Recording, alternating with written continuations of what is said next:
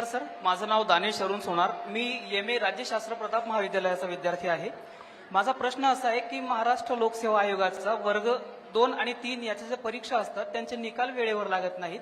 UPSC प्रमाणे MPSCने देखील लवकरात लवकर परीक्षा घ्याव्यात आणि आपले निकाल जाहीर करावे, यासाठी आपण शासनाने काहीतरी करावं. धन्यवाद. आपण काय केलंय, आपण MPSCला स्वायत्तता दिलेली आहे. त्यामध्ये राज्य सरकार टॉपचे त्याच्यातले अधिकारी जे रिटायर झालेले असतात, आता पोलीस खात्यातले रजनीश शेठ हे टॉपचे अधिकारी प्रमुख होते, ते रिटायर झाले. त्याच्यानंतर त्यांना MPSCचं चेअरमन केलं.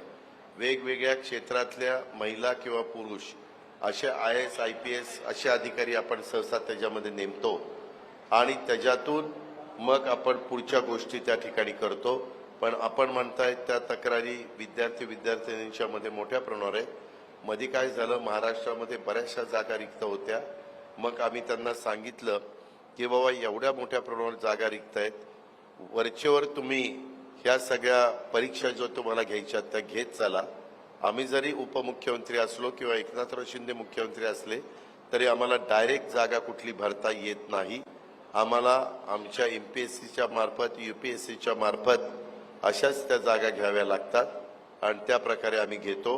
परंतु आपली जी काही अडचण आता तुम्ही सांगितली, माझ्या PSने त्याची नोंद करून घ्यावी.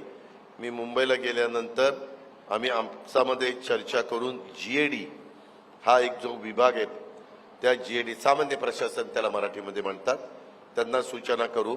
ह्या MPSC मध्ये एक सचिव दर्जाची व्यक्ती असती तर ती राज्य सरकारची असती. त्यांना सांगू की तुम्ही तुमचे मेंबर आहेत आणि तुमचे चेअरमन आहेत, त्यांना ही गोष्ट लक्षामध्ये आणून द्या. ते निश्चितपणे ह्याच्यातनं काही ना काही चांगला निर्णय घेऊन मार्ग काढतील. धन्यवाद.